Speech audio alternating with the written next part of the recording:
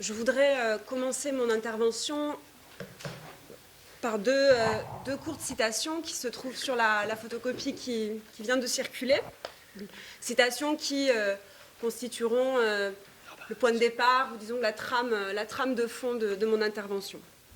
Je lis la première. Les futurs historiens pourront peut-être établir que la souveraineté de l'État-nation conduisait en elle-même à l'absurde à partir du moment où il commença à décider souverainement qui était un citoyen et qui ne l'était pas, c'est-à-dire à partir du moment où il ne bannit plus des hommes politiques isolés, mais des centaines de milliers de ses citoyens, en les abandonnant à l'arbitraire d'autres nations. Aucune législation internationale n'est venue à bout du problème des apatrides, problème qui, dans un monde de nations souveraines, est insoluble.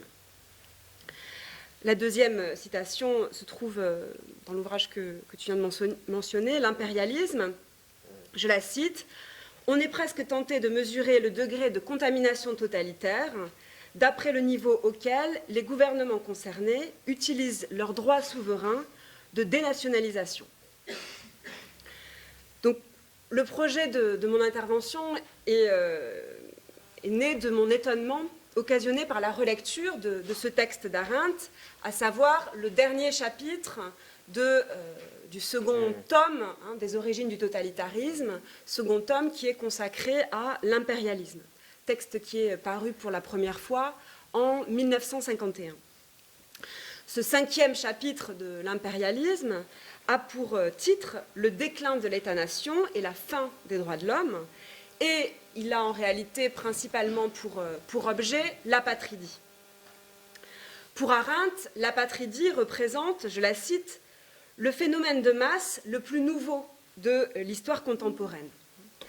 S'il existait bien des apatrides et des réfugiés avant la Première Guerre mondiale, le démembrement des empires, né des traités de paix, la création de nouveaux États en Europe orientale, puis les campagnes de dénationalisation, ce qu'on appellerait aujourd'hui déchéance de nationalité menées par les régimes totalitaires, ont fait de l'apatridie un phénomène de masse, constituant pour les États-nations, comme on vient de le voir, comme on vient de le lire, un problème insoluble, mettant à mal leur stabilité et les menaçant de contamination totalitaire.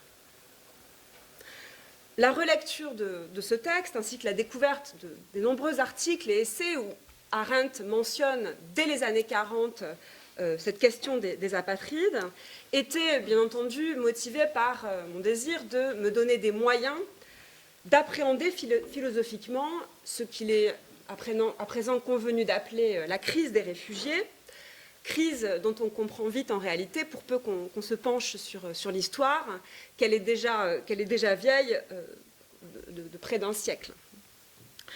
Ce qu'il me semblait et ce qu'il me semble toujours décisif de saisir, c'est le type de violence qui est subi depuis des décennies par des millions d'hommes et de femmes, parmi lesquels nombreux sont ceux qui sont désormais retenus aux frontières de l'Europe, enfermés dans des camps de rétention, camps qui sont de plus en plus souvent, pour reprendre le jargon humanitaire, externalisés dans les régions d'origine des réfugiés, mais également déplacés lors de retours volontaires qui n'ont de volontaires que le nom, et enfin, dans l'actualité la plus brûlante, objet d'échange ou de marchandage entre l'Union européenne et la Turquie.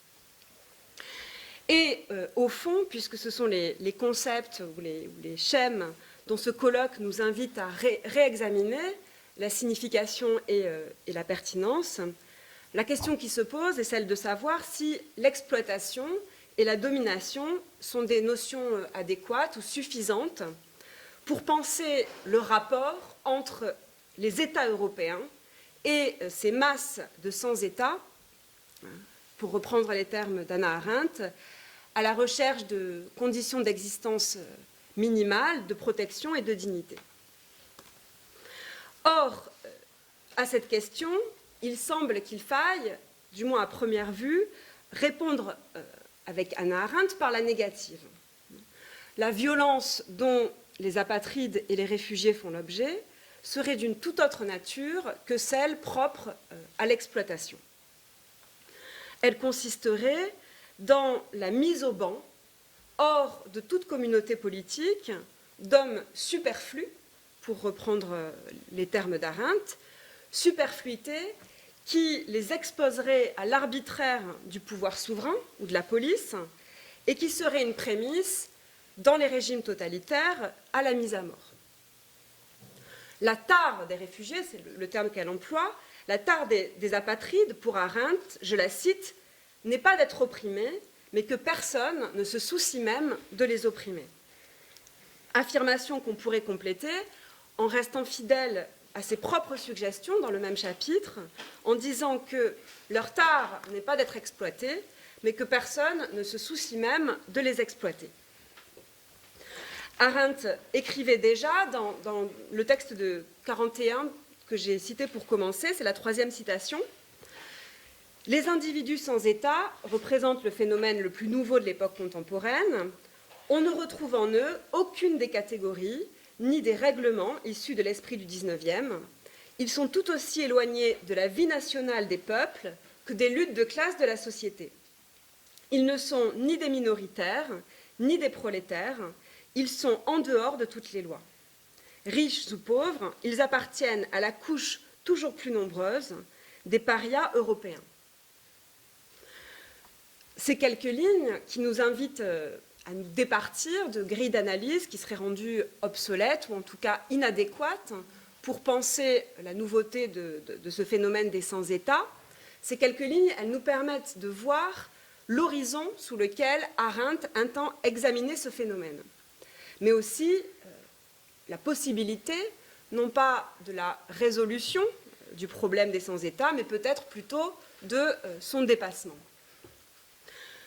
L'horizon sous lequel notre auteur entend saisir l'apatridie est résolument celui de l'histoire de l'État-nation, de ses contradictions, contradictions qui trouveraient notamment leur source dans l'une de ses prérogatives essentielles, à savoir son pouvoir de définition ou de délimitation de la citoyenneté.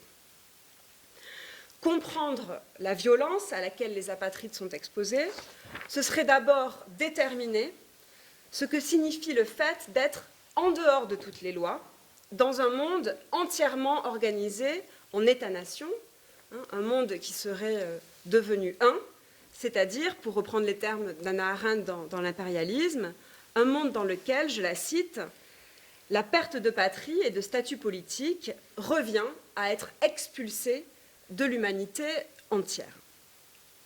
Autrement dit, appréhender cette violence, ce serait voir comment la perte d'une patrie équivaut à l'expulsion hors de toute communauté ou à la privation de toute vie politique.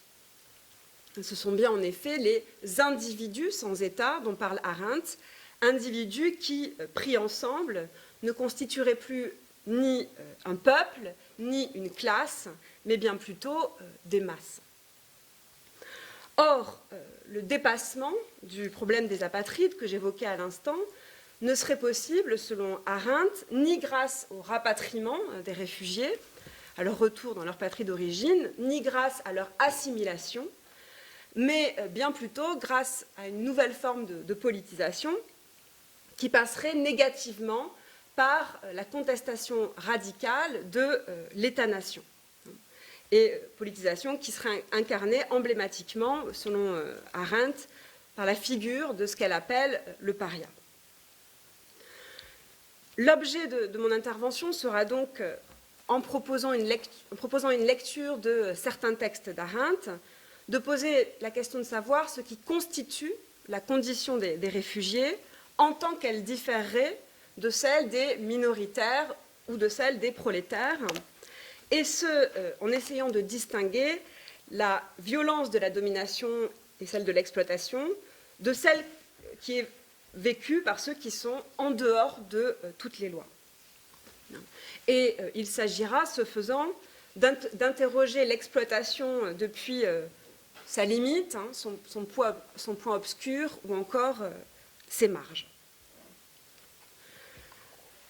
Avant d'entrer dans le détail des textes d'Arendt, il faut d'abord se demander de qui nous parlons aujourd'hui lorsque nous parlons de réfugiés. Et quelques précisions historiques et sémantiques s'imposent alors. En effet, la manière dont nous nommons ceux qui, pour une raison ou pour une autre, sont contraints d'abandonner leur pays ou leur état d'origine, et ceux pour se mettre en quête d'une nouvelle patrie, est loin d'être indifférente. Le réfugié, bien entendu, n'est pas l'apatride, et ces termes diffèrent eux-mêmes de l'exilé, du proscrit, du banni ou encore du paria. À ces vocables qui ont sans doute tous en commun de désigner des hommes et des femmes hors cité, ou en tout cas des hommes et des femmes qui se situent à ses limites ou à ses marges, s'en ajoutent aujourd'hui d'autres, dans cette prolifération de catégories identitaires dont parle notamment Michel Agier dans ses articles, les catégories notamment de clandestins, de sans-papiers, de déplacés, ou encore aujourd'hui de déboutés, avec également la diffusion massive de cette rhétorique du faux réfugié comme débouté. Mon objectif ne va pas être, bien entendu, de proposer des distinctions entre ces termes qui relèvent pour la plupart du langage bureaucratique ou administratif, mais simplement de rappeler ce qui est sans doute une évidence, à savoir que les termes que nous employons sont à la fois révélateurs de conceptions politiques et de rapports de force, mais qu'ils peuvent également servir ou contribuer à reconduire ces rapports de domination et ou d'exclusion. Et c'est pourquoi il est impératif de toujours garder à l'esprit que les termes de réfugiés et d'apatrides sont aujourd'hui des catégories juridiques qui ont des effets réels, en ce qu'ils servent notamment d'outils de discrimination ou de tri entre les migrants, et en ce qu'ils sont également instrumentalisés dans certains discours politiques qui, comme je viens de l'évoquer rapidement, opposent sans jamais préciser les critères sur lesquels ils se fondent, les vrais et les faux réfugiés. Donc, si je me concentre très rapidement sur le terme de réfugié, je rappellerai simplement que si ce terme est employé dès le XVIIe siècle pour désigner les protestants qui avaient dû fuir la France, et si l'on rencontre également ce terme au XVIIIe et au XIXe siècle, c'était, en particulier au XIXe siècle, pour désigner des exilés politiques, tels que les Polonais, par exemple, après l'insurrection de 1830-1831, cherchaient refuge dans les autres États, et notamment en France. Donc, le terme de réfugié, le mot et la chose existent, bien entendu, avant la Première Guerre mondiale, mais c'est seulement en 1918, et pour faire face aux déplacements massifs d'hommes et de femmes, engendrés à la fois par le démembrement des empires, comme on l'a vu tout à l'heure, par les nouveaux découpages territoriaux, et aussi par ces campagnes de dénationalisation. Donc c'est seulement après 1918 que les premiers efforts sont entrepris pour fixer juridiquement la signification du réfugié. Et on peut rappeler également que c'est seulement la Convention de Genève de juillet 1951, qui a ensuite été amendée par le protocole de New York de 1967, qui fixera ce statut. Ainsi est considérée comme réfugié statutaire la personne qui, je cite le texte de la Convention, craignant avec raison d'être persécutée du fait de sa race, de sa religion, de sa nationalité, de son appartenance à un certain groupe social ou de ses opinions politiques, se trouve hors du pays dont elle a la nationalité et qui ne peut, ou du fait de cette crainte ne veut, se réclamer de la protection de ce pays. Ce qui est tout à fait remarquable, pour en revenir à Arendt, ce qui est tout à fait remarquable, c'est le fait que Arendt et était très tôt réticente à faire usage de ce vocable de réfugiés. Et ainsi, ce sont le plus souvent les expressions de sans-droit ou de sans-État, en anglais stateless, qu'on trouve le plus souvent sous sa plume dans le 5e chapitre de l'impérialisme, alors que celui de refugees n'est employé qu'assez rarement et avec beaucoup de précautions. Parler de sans-État plutôt que de réfugiés n'a rien d'anodin. Cela indique la volonté de la philosophe de prendre ses distances, de marquer ses distances à l'égard d'une catégorie juridique qui, au moment même où elle publie les origines du totalitarisme, est en cours d'élaboration. Les origines du totalitarisme sont publiées quelques mois avant la Convention de Genève, mais il va de soi que Arendt était tout à fait au fait et au courant des débats très vifs qui se menaient alors à l'ONU et entre les États sur cette question de la définition des réfugiés.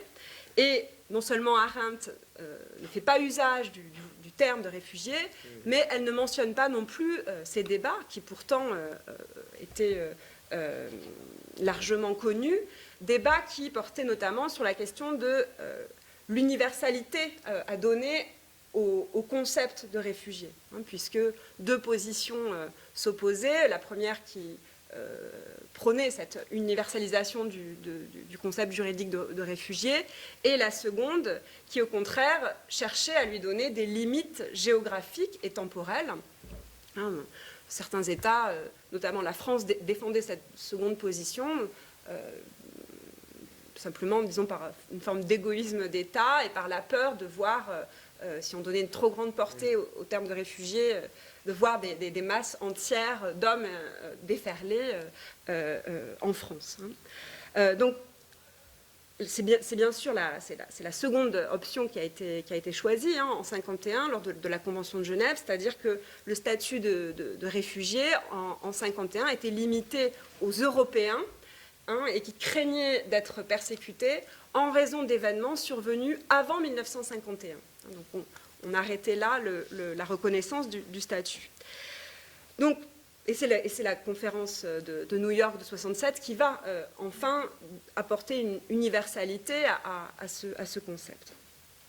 Donc il est tout à fait étonnant non seulement qu'Arendt ne mentionne pas ou ne fasse que très peu usage du terme de réfugié, mais qu'elle ne mentionne pas non plus ces débats. Et on peut dire que si elle ne fait qu'un usage limité de ce terme et si elle ne se prononce pas au sujet de sa délimitation juridique, c'est parce que pour elle, à la fois ce vocable et ce débat ne font que passer à côté du véritable problème posé par l'existence des apatrides et de la violence dont ils font l'objet. Donc, Arendt nous invite véritablement à aller en deçà du droit pour saisir la signification politique profonde de l'existence des sans-État. Donc, il s'agit à présent de s'interroger plus précisément sur ce que signifie être sans État. Si la tare des réfugiés, pour reprendre la formule que j'ai citée en introduction, consiste en ce que personne ne se soucie même de les opprimer, quel est le type de violence à laquelle ils sont cependant exposés? Pour apporter des éléments de réponse à cette question, je voudrais d'abord me tourner vers un texte d'Arendt datant de 1941 et intitulé « Nous autres réfugiés ». Texte qu'Arendt avait publié dans une revue américaine dont j'ai oublié le nom. Arendt, dans ce texte, dans « Nous autres réfugiés », livre un témoignage éclairant lié à sa propre condition d'exilé aux États-Unis, témoignage dont l'importance excède très largement celui de l'intérêt purement biographique. Cet article décrit en effet l'expérience collective d'un groupe particulier, celui d'exilés juifs allemands qui, après des trajectoires singulières, ont effectivement trouvé refuge aux États-Unis. cette situation paraît à première vue être la plus enviable pour des hommes et des femmes privés de protection et même menacés de mort dans leur pays d'origine. Or, ce que va montrer Arendt dans cet article est que la condition de ces réfugiés ne les délivre en rien de la violence à laquelle tous les apatrides sont désormais exposés, à savoir celle qui consiste à priver les hommes d'une existence sociale et politique et à les ramener sans cesse à leur statut de paria et de victime.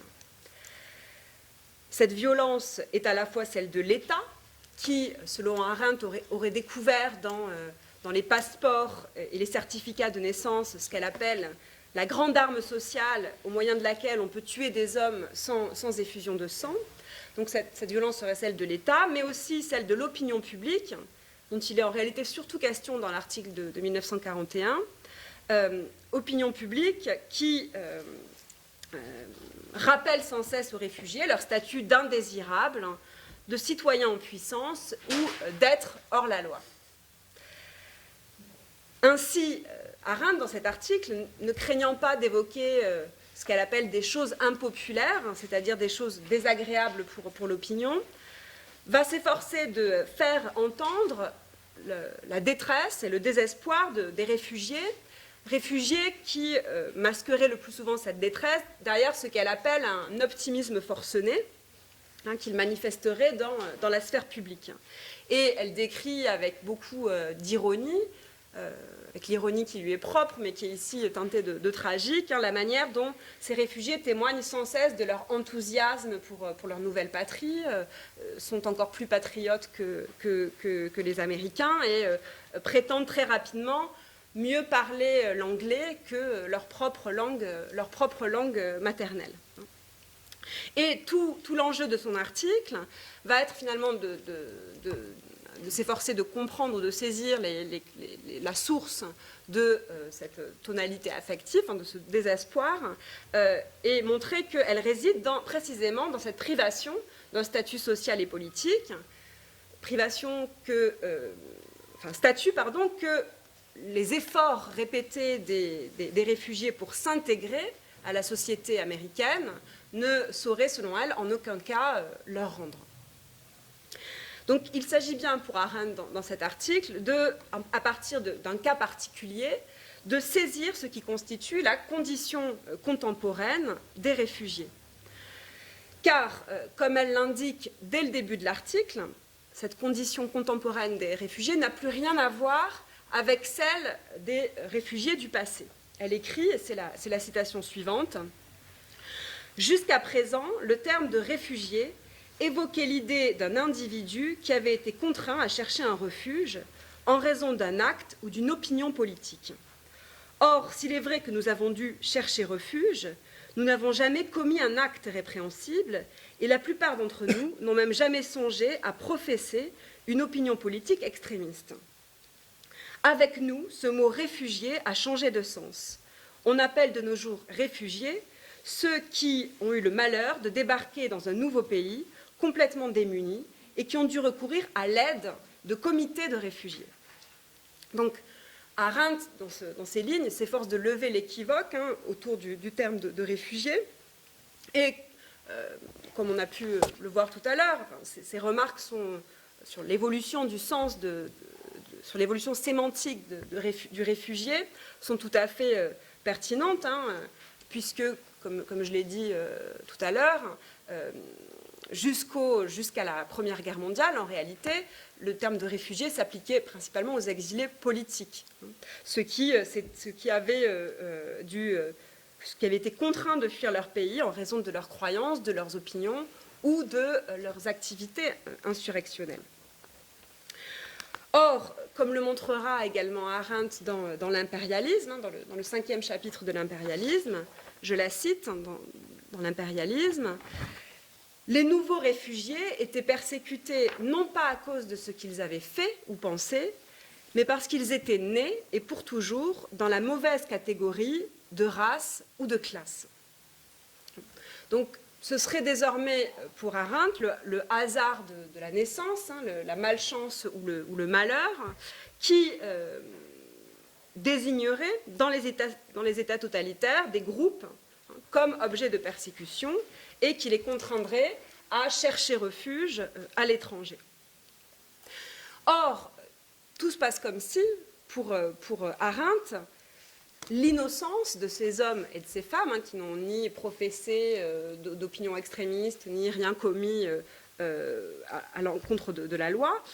Donc tout se passe comme si l'innocence de ces hommes et de ces femmes, entendue comme l'absence de responsabilité politique, de ceux qui sont expulsés de leur communauté, non pas en raison de ce qu'ils font, mais en raison de ce qu'ils sont, tout se passe comme si cette innocence ou cette irresponsabilité politique était vouée à se poursuivre ou à se prolonger dans leur nouveau statut de réfugiés.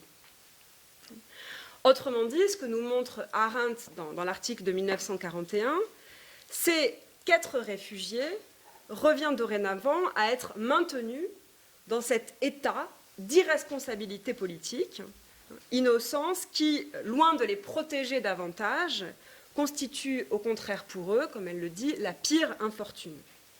Pourquoi est-ce que cette innocence constitue pour eux la pire infortune? Eh bien, précisément parce qu'elle est la manifestation de leur relégation à l'extérieur de la citoyenneté.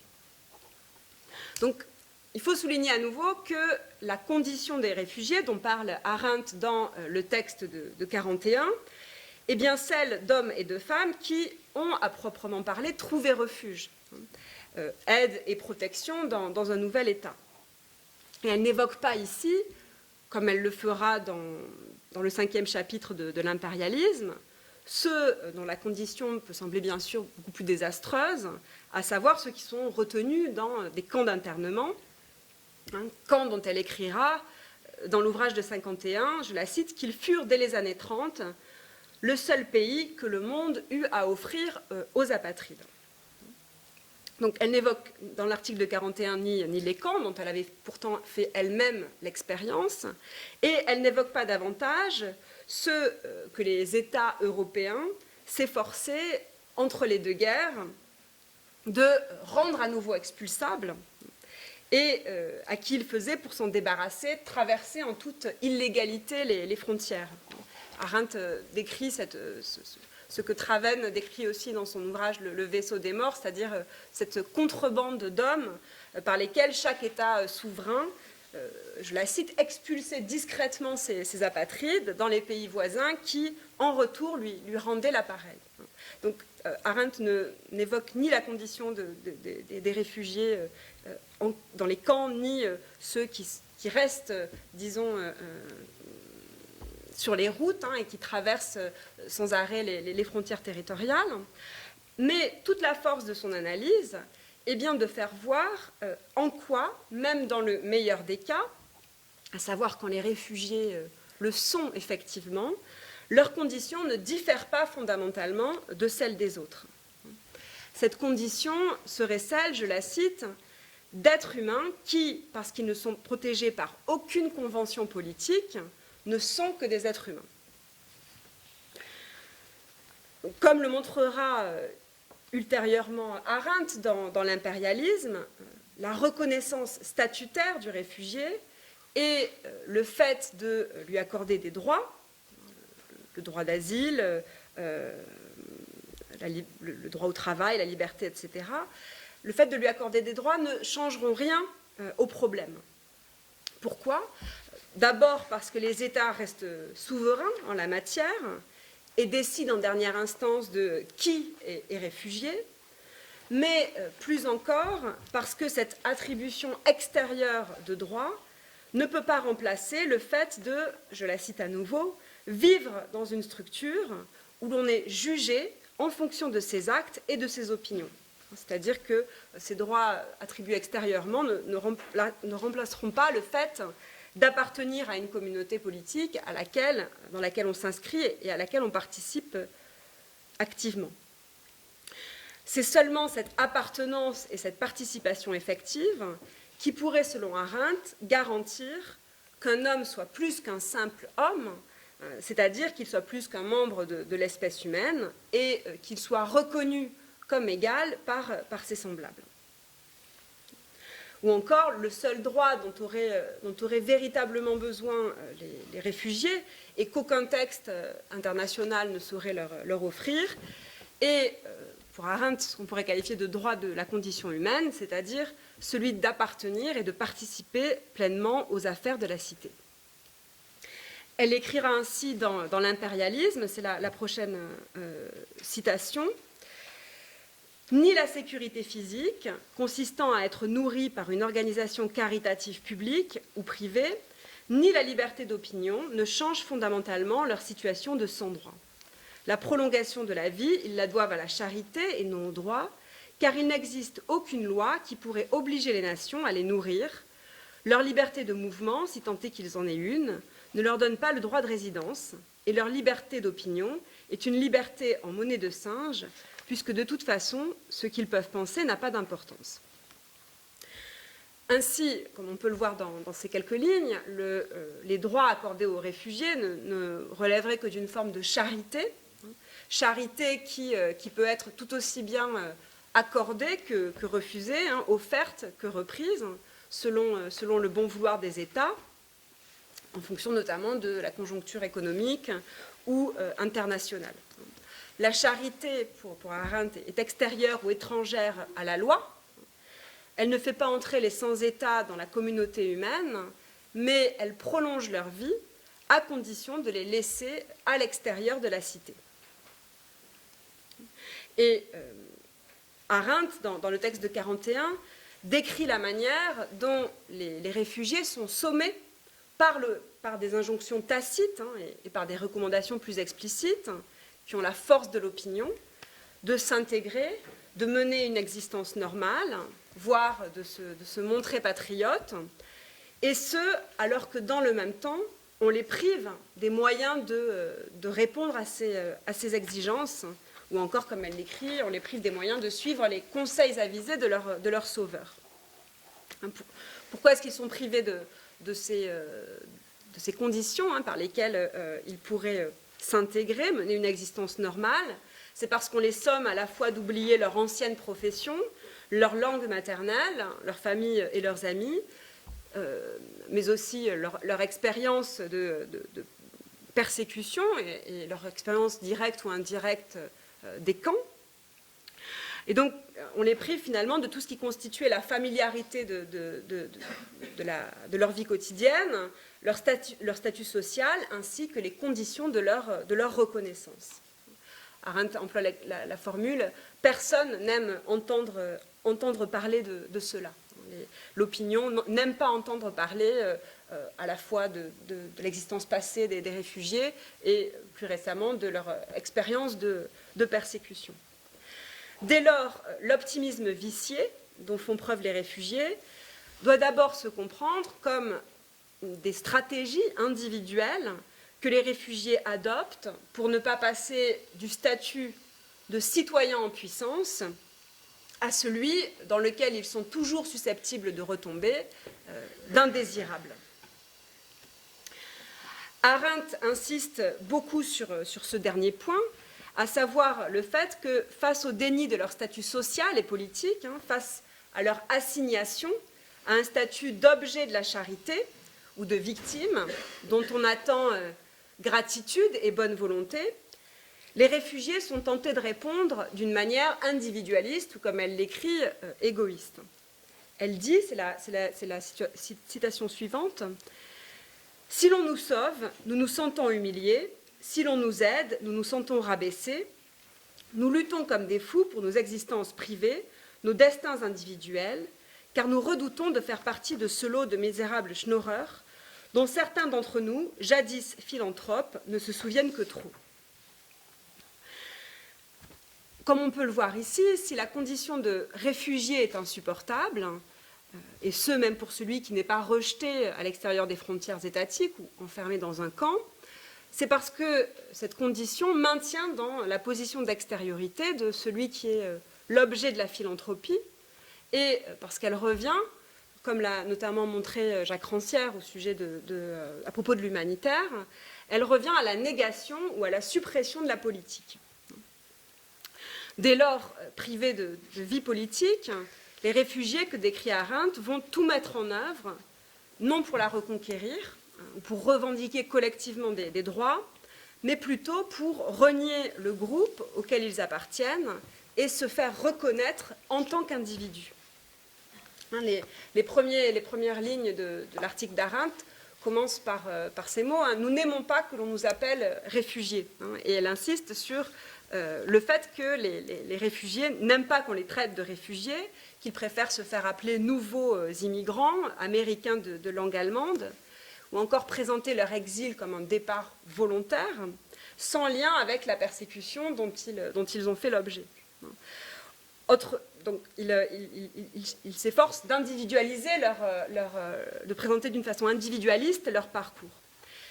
Autrement dit, ils croient dépasser leur statut de victime, soit en devançant les attentes de leurs sauveurs, auxquelles de toute manière ils ne pourront pas répondre, soit en s'acceptant de la masse et en se distinguant individuellement.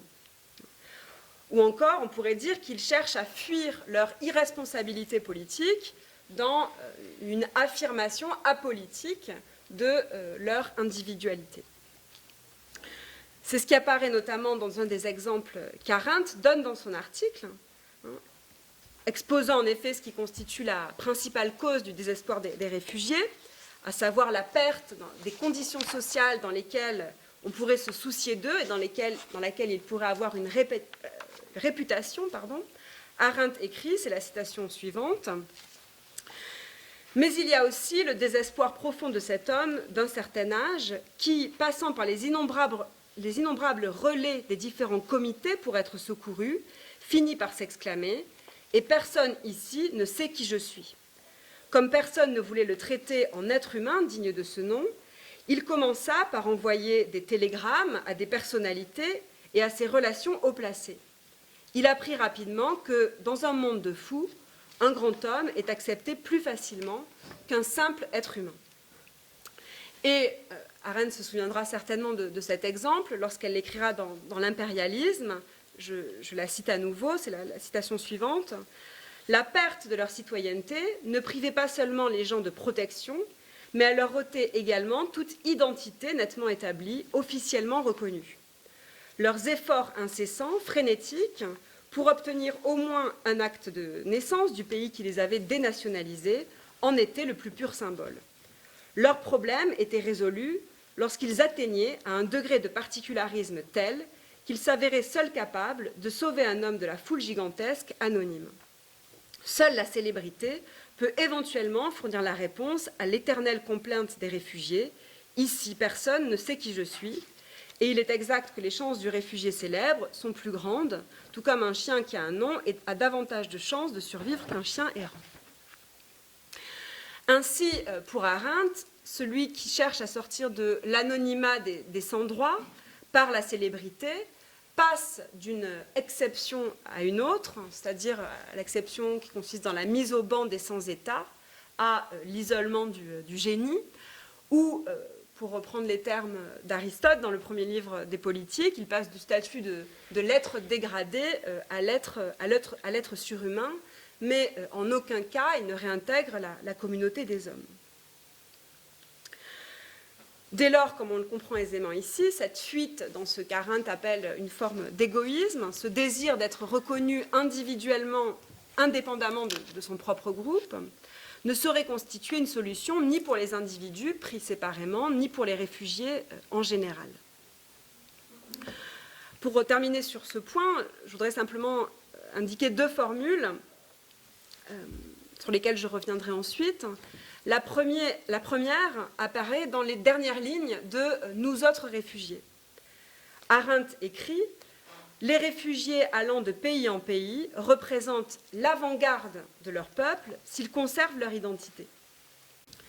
La seconde formule se situe dans la conclusion de l'autre texte de 41 que j'ai cité pour commencer, Une patience active. Arendt écrit « Toutes les nations européennes sont devenues des peuples parias elles sont toutes contraintes de reprendre à nouveau frais le combat pour la liberté et l'égalité des droits. Et donc, on voit ici que ce serait la pleine acceptation par les réfugiés de leur identité qui devrait constituer le premier pas vers leur libération. Et donc, toute la question est de savoir comment peuvent s'articuler conservation de l'identité et universalisation de la lutte pour la liberté et l'égalité des droits. Mais aussi et surtout, comment et en quoi la condition des réfugiés concerne au plus haut point la libération des peuples en général. Je suis en retard, mais 5 minutes environ. un petit peu plus. Un peu plus. Donc, la lecture de Nous autres réfugiés nous a permis de voir en quel sens les réfugiés ne sont ni opprimés ni dominés, puisque la privation de tout droit à avoir des droits dispense l'État, d'une certaine manière, à avoir à faire usage de la force ou de la contrainte pour leur faire violence. Or, il me revient pour finir d'examiner le rapport entre la condition des apatrides et l'exploitation. Pour cela, je voudrais me proposer une rapide lecture d'un passage de l'impérialisme.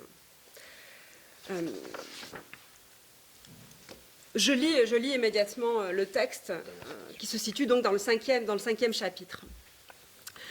Le crime contre l'humanité de l'esclavage n'a pas commencé au temps où un peuple vainqueur faisait de ses ennemis des esclaves, aussi coupables que cela puisse être. Mais lorsque l'esclavage est devenu une institution selon laquelle certains hommes naissent libres et les autres esclaves, lorsqu'on a préféré oublier que c'était l'homme qui avait privé ses semblables de liberté pour en imputer la faute à la nature. Pourtant, à la lumière des événements récents, on peut dire que même les esclaves faisaient encore partie d'une certaine forme de communauté humaine. Leur travail était nécessaire, utilisé, exploité, et cela les maintenait au sein de l'humanité. Être esclave, c'était après tout avoir un signe distinctif, une place dans la société, c'était bien plus que la nudité abstraite d'un être humain et rien qu'humain. Ce n'est donc pas la perte de droits spécifiques, mais celle d'une communauté désireuse et capable de garantir des droits, quels qu'ils soient, qui s'est impitoyablement abattue sur un nombre de plus en plus grand de gens. L'homme, on le voit, peut perdre tous ces fameux droits de l'homme sans abandonner sa qualité essentielle d'homme, sa dignité humaine. Seule la perte de toute structure politique exclut de l'humanité. On pourrait résumer ce paragraphe en disant que pour Arendt, mieux vaut être un esclave qu'un sans-État, ou encore que mieux vaut être un esclave exploité qu'être expulsé hors de toute communauté humaine. Néanmoins, il faut noter, le propos d'Arendt ne consiste ni à affirmer que les sans-État ne peuvent pas être exploités, ni qu'il n'existe aucune relation entre l'exploitation et l'existence des sans-État. Ce qu'elle entend faire est tout autre. Il s'agit pour elle de distinguer radicalement deux formes de violence, celle subie par des êtres privés de citoyenneté et contraints de travailler sous la domination d'un maître, et celle de nature totalitaire, résultant de l'exclusion de toute communauté humaine. Ce qu'il apparaît ici, c'est que pour Arendt, la privation de liberté n'équivaut pas nécessairement à l'exclusion de l'humanité. Le travail, en tant qu'il serait utile, ou en tant que son utilité sociale serait reconnue par tous, pourrait permettre, même à ceux qui sont exploités, d'être maintenus au sein de la communauté humaine. Par exemple, bien qu'étant privé de ce droit de l'homme qui est la liberté, contraint à accomplir une activité dont il ne retire aucun fruit ou aucun bénéfice, les esclaves, dans la mesure où leur travail était nécessaire, utilisé et exploité, auraient bien fait partie d'une certaine forme de communauté humaine. Pourquoi est-ce que l'esclave appartient encore à une certaine forme de communauté humaine? Parce que, si on en croit les analyses que Arendt produira ultérieurement dans la condition de l'homme moderne, le travail, bien qu'étant une activité servile, est une tâche propre à la condition humaine en ce qu'elle garantit les moyens de sa conservation et de sa reproduction. Le travail de l'esclave est utile, nécessaire, parce qu'il libère les autres citoyens de la nécessité, parce qu'il rend possible l'édification d'un monde humain. Dès lors, il apparaît que pour Arendt, le travail, à certaines conditions, est garant, même sur un mode négatif, d'une certaine inscription dans la communauté. s'il ne libère pas ceux qui l'accomplissent, il peut garantir une forme de reconnaissance sociale minimale, un statut. Ainsi, tandis qu'un homme non libre, parce que l'utilité de son travail est socialement reconnue, est encore un homme qui n'est plus qu'un homme, c'est-à-dire qui ne sert à rien, ni à personne, et qui n'appartient à aucune communauté, pas même à celle des exploités, et de ce fait exclu de l'humanité, et dans sa nudité, pour reprendre les termes d'Arendt, exposé à la violence de l'État souverain. Quelques remarques pour conclure, j'ai presque fini. On l'a vu, le sans-État pour Arendt n'est pas un prolétaire, mais plutôt ce qu'elle appelle un paria. Cela ne signifie ni que le paria ne peut pas devenir prolétaire, ni que le prolétaire ne peut pas devenir un paria. Le sans-État peut bien être exploité et sans doute sa condition de sans-État l'expose-t-elle à l'exploitation la plus radicale, sous la forme notamment du travail illégal. Néanmoins, on pourrait faire l'hypothèse selon laquelle, dans l'exploitation même, le sans-État pourrait retrouver les conditions de sa réintégration dans la communauté, comme en témoigne par exemple la manière dont les sans-papiers, pour faire valoir leur droit d'avoir des droits, doivent justifier de leur fiche de paye, d'un salaire ou d'un emploi. Et comme en témoigne également à l'inverse, la façon dont la plupart du temps les réfugiés, dans les États où ils se trouvent, sont privés du droit de travailler. Mais à l'inverse, on pourrait dire que le prolétaire peut également devenir un paria. À partir de quel moment? Les analyses de Bertrand Ogilvy concernant ce qu'il appelle la production de l'homme jetable nous permettent sans doute de l'entrevoir.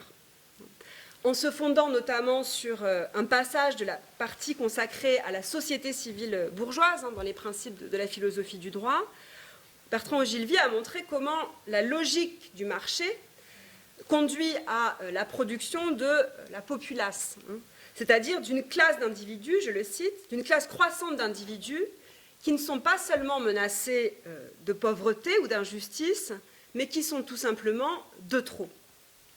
Il écrit, et c'est la dernière citation, « C'est là le comble de l'irreprésentable, parfaitement réciproque. La société n'est plus représentable pour cette classe qui ne peut plus y voir la source de son existence.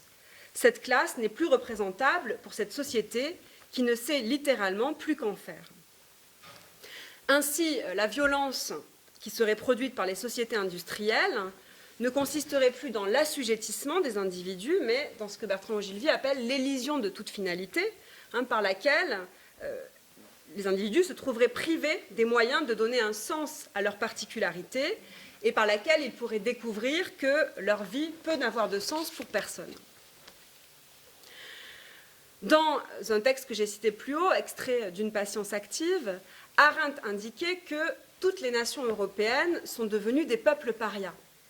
On comprend peut-être à présent mieux le sens de cette suggestion. Si l'universalisation de la lutte des réfugiés est possible, c'est parce que la production d'hommes jetables, ou pour reprendre les termes d'Arendt, d'hommes superflus, est à la fois le fait de l'État, qui dispose de cette arme sociale que sont les passeports et les certificats de naissance, et cette production d'hommes jetables, elle est à la fois celle de l'État et celle du marché. On voit alors du même coup quel peut être l'intérêt, du point de vue de l'État et du marché, de maintenir les sans-État au banc de la communauté. On pourrait dire que l'utilité des sans-État, c'est de rappeler aux exploités qu'il y a toujours plus superflu qu'eux, qu'il y a des hommes encore plus jetables. La force des analyses d'Arendt réside sans doute en ce qu'elle nous fait voir que la condition des sans-État, loin d'être une anomalie dans l'histoire des États-nations, contribue au contraire au bon fonctionnement de l'ordre social. Merci beaucoup. Merci. Non, non, on est chez soi.